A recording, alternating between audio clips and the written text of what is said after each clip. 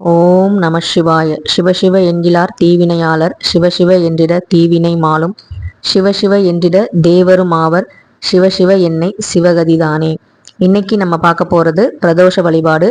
காலையில நான் மார்கழி 2 நான் எப்படி பிரம்ம முகூர்த்த பூஜை பண்ணியிருந்தேன். நாராயணனுக்கு துளசி சாற்றி வழிபாடு செஞ்சது எல்லாமே நான் காமிச்சிருந்தேன். மதிய வேலைக்கு அப்புறம் நமக்கு பிரதோஷம். அதனால இன்னைக்கு சிவபெருமானுக்கு உரிய மார்கழி மாதம் அப்படின்னாலே மங்களகரமான மாதம். நமக்கு மங்களத்தை பெருக்கக்கூடிய மாதம். இந்த மாதத்துல நம்ம எந்த கடவுளை வணங்கினாலும் அந்த கடவுள் நமக்கு கண்டிப்பா அருள் புரிவாங்க. ஹரியும் சிவனும் ஒன்று, அறியாதவர்கள் வாயில் மண்ணு அப்படின்னு சொல்லி நான் நிறைய வீடியோவில் சொல்லியிருக்கேன். எனக்கு 2 பேருமே 2 கண்கள் மாதிரி தான். காலையில் நான் நாராயணனை கும்பிட்டுட்டேன். ஈவினிங் பார்த்தீங்கன்னா சிவபெருமான் வழிபாடு செஞ்சுருந்தேன். அதனுடைய அபிஷேகங்கள் தான் பார்த்துட்டு இருக்கீங்க. நம்ம சேனலை சப்ஸ்கிரைப் பண்ணாமல் பார்க்குறீங்க அப்படின்னா சப்ஸ்கிரைப் பண்ணிவிட்டு பெல் ஐக்கானையும் கிளிக் பண்ணிக்கோங்க. அப்படியே கூடவே ஆளுங்கிற பட்டனையும் கிளிக் பண்ணிக்கோங்க. அப்போ தான் நான் கொடுக்குற வீடியோ எல்லாமே உங்களுக்கு உடனுக்குடனே வரும். இன்னைக்கு அபிஷேகம் சிவபெருமானுக்கு திருமஞ்சனம், மஞ்சள், விபூதி இந்த 3 நாளையும் அபிஷேகம் பண்ணியிருந்தேன். ரொம்ப எளிமையாக தான் பண்ணியிருந்தேன். இன்னைக்கு பார்த்தீங்கன்னா ஒரு அற்புதமான ஒரு பூவை பற்றி தான் சொல்ல போகிறேன். சிவபெருமான்கிட்ட வரம் வாங்கின ஒரு பூ, அதுவும் வரத்தை எப்படி வாங்கினாங்க அப்படிங்கிறத நான் ஏற்கனவே சிவன்கிற பிளேலிஸ்ட்டில் இருக்கும். அது பார்த்தீங்கன்னா இந்த தும்பை பூவை பற்றி தான் நான் சொல்ல போகிறேன். இது தெரியாதவங்க புதுசாக நிறைய சப்ஸ்கிரைபர் வந்திருக்கீங்க. அதனால் இன்னைக்கு பிரதோஷம். இந்த பூ கிடைச்சா கண்டிப்பாக சிவபெருமானுக்கு கொடுங்க. இந்த கதையை கேட்டிங்கன்னா நீங்களே இந்த பூவை பறிச்சுட்டு போய் கொடுப்பீங்க. இது என்ன கதை அப்படின்னா, தும்பை அப்படிங்கிறது பார்த்தீங்கன்னா ஒரு பெண். அவங்க தீவிர சிவபக்தராக இருக்கும்போது கண்டிப்பாக சிவபெருமான் எல்லோருக்குமே வரங்கள் கொடுக்கக்கூடியவர் இல்லையா. அவங்களுக்கும் என்ன வரம் வேண்டும் கேட்டாங்க.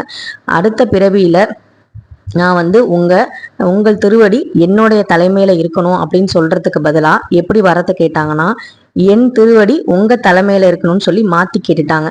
அப்படியே ஆகட்டும்னு சிவபெருமானும் கொடுத்துட்டாரு. இதுவே சிவபெருமானுடைய திருவிளையாடல் தான். நமக்கு தெரியும், அந்த சிவனுக்கும் தெரியும்.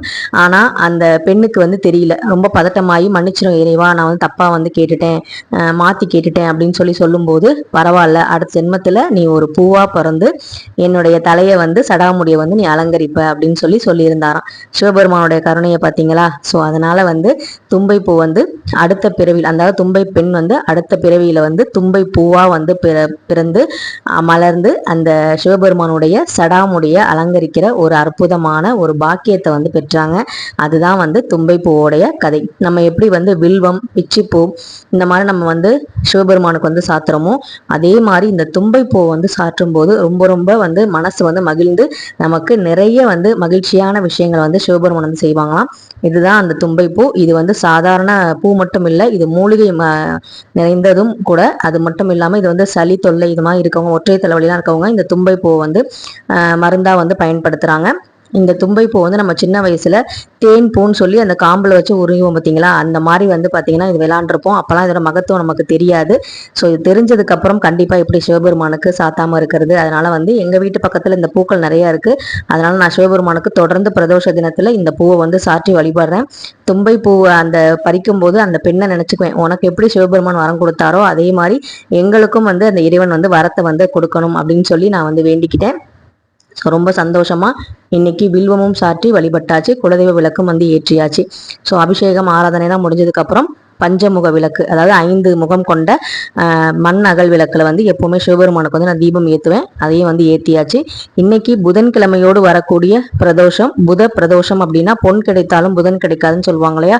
அப்படிப்பட்ட கல்வி, ஞானம், செல்வம் எல்லாம் தரக்கூடிய புத பகவானுக்குரிய நாள்ல இந்த பிரதோஷம் வருது. இந்த நாள்ல நம்ம சிவபெருமானை வழங்கும் போது புதன் பகவானுடைய அருளும் பரிபூர்ணமா கிடைக்கும். நமக்கும் பாத்தீங்கன்னா செல்வ செழிப்பான வாழ்க்கை கண்டிப்பா கிடைக்கும். எல்லாமே உடனே கிடைக்குமா அப்படின்னு கேட்டா அது நிச்சயமா நடக்காது. நம்முடைய கர்மாக்கள் குறைய தான் எல்லாமே நடக்கும்.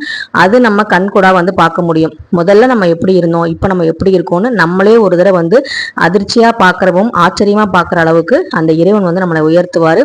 நாராயணனும் ஒண்ணுதான், நமச்சிவாயனும் ஒண்ணுதான். அதனால 2 பேருக்குமே இன்னைக்கு நல்லபடியா சாமி கும்பிட்டுட்டு வில்வம்லாம் சாற்றி அபிஷேகம் ஆராதனை எல்லாம் பண்ணியாச்சு. இன்னைக்கு நெய்வேத்தியமா சிவபெருமானுக்கு ஸ்வீட்டு தான் வச்சிருந்தேன். ஸோ ரொம்ப எளிமையா தான் பண்ணியிருந்தேன். உங்களுக்கும் சிவபெருமான் பிடிக்கும் அப்படின்னா கண்டிப்பா கமெண்ட் செக்ஷன்ல ஓம் நம சிவாயாங்கிற மந்திரத்தை எழுதுங்க. அதே மாதிரி இன்னைக்கு கோவிலுக்கு போக முடிஞ்சா வில்வமும் தும்பை பூ கிடைச்சா கண்டிப்பா தும்பை பூ வாங்கிட்டு போய் கொடுங்க. நம்ம சேனல்ல பிளேலிஸ்ட் சிவன் இருக்கு. அதில் நான் எப்படிலாம் சிவனுக்கு பூஜை பண்ணேன், எப்படிலாம் வந்து ஆராதனை பண்ணியிருக்கேன், எந்த மாதிரிலாம் என்னை சிவபெருமான் வந்து ஆட்கொண்டாருங்கிறதெல்லாம் நான் அந்த பிளேலிஸ்ட்டில் தெளிவாக நிறைய வீடியோஸ் கொடுத்துருக்கேன். உங்களுக்கு சிவபெருமானை வந்து வழிபாடு பிடிக்கும் அப்படின்னா கண்டிப்பாக நீங்கள் வந்து பாருங்கள். ஸோ இந்த வீடியோ பிடிச்சிருந்தா லைக் பண்ணுங்கள், ஷேர் பண்ணுங்கள், மறக்காமல் சப்ஸ்கிரைப் பண்ணுங்கள். நான் சொன்ன மாதிரி ஆளுங்கிற அந்த பட்டனை கிளிக் பண்ணி கூடவே பெல் ஐக்கானே வந்து கிளிக் பண்ணுங்கள். அப்போ தான் எல்லா வீடியோஸும் உங்களுக்கு வரும். இன்னைக்கு வந்து நமச்சிவாயனுக்கு உகந்த இந்த நல்ல நாளில் மார்கழி மாதத்தில் நல்லபடியாக வந்து வேண்டிக்கோங்க. திருப்பாவை எப்படி வந்து நமக்கு உகந்ததோ அதே மாதிரி திருவெம்பாவையும் நமக்கு ரொம்ப ரொம்ப உகந்தது. நல்லபடியாக வந்து நீங்கள் சிவபெருமானை வேண்டிக்கோங்க. நாளைக்கு ஒரு முக்கியமான லாங் வீடியோ வரப்போகுது. வயலூர் முருகன் கோவிலுக்கு நாங்கள் போனதும் அதை பற்றின சில விஷயங்களும் உங்ககிட்ட வந்து ஷேர் பண்ண போகிறேன். ஸோ நம்ம சேனலை சப்ஸ்கிரைப் பண்ணி வச்சுக்கோங்க. சொந்த வீடு அமையணும்னு வேண்டுறவங்க கண்டிப்பாக சிறுவாபுரி முருகனை மட்டும் இல்லை, பூமிநாதரையும் வேண்டலாம், ஒன்றும் தவறு இல்லை. சிவபெருமானும் வந்து பார்த்தீங்கன்னா பூமிநாதர், பூமிக்கு வந்து அதிபதியான இவர். நல்லபடியாக வந்து வணங்கிக்கோங்க. அவருக்கான கும்பாபிஷேகம் ரீசெண்டாக நடந்தது. அதை கூட நான் வந்து பிளேலிஸ்ட்டில் வந்து கொடுத்துருக்கேன். அந்த பூமிநாதரை பற்றியும் நம்ம சேனலில் இருக்குது, சிவன்கிற பிளேலிஸ்ட்டில். கண்டிப்பாக நீங்கள் வந்து பாருங்கள். நம்ம சேனல் வந்து இந்த வீடியோஸ் பிடிச்சிருக்கு அப்படின்னா கண்டிப்பாக ஹைப் பட்டனையும் கிளிக் பண்ணிக்கோங்க. நன்றி, வணக்கம்.